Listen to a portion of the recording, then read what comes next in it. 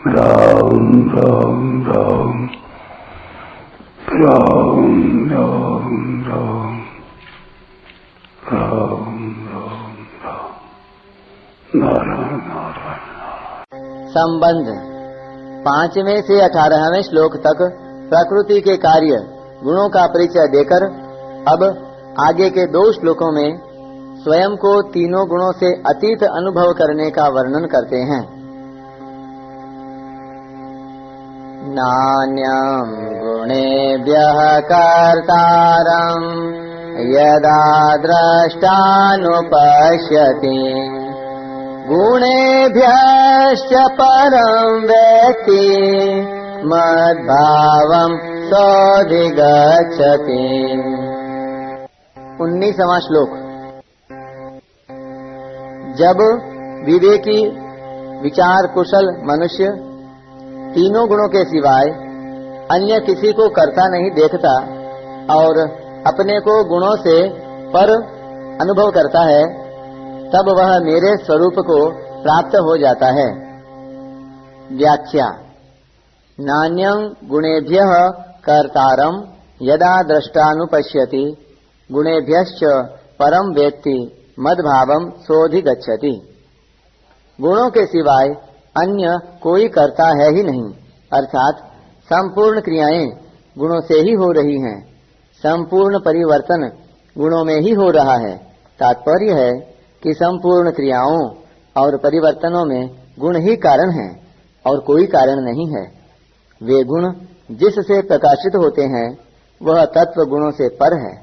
गुणों से पर होने से वह कभी गुणों से लिप्त नहीं होता, अर्थात गुणों और क्रियाओं का उस पर कोई असर नहीं पड़ता।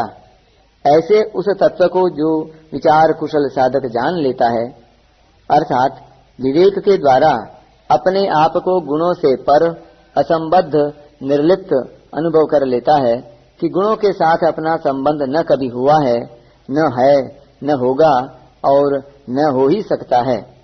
कारण कि गुण परिवर्तनशील हैं और स्वयं में कभी परिवर्तन होता ही नहीं। वह फिर मेरे भाव को, मेरे स्वरूप को प्राप्त हो जाता है।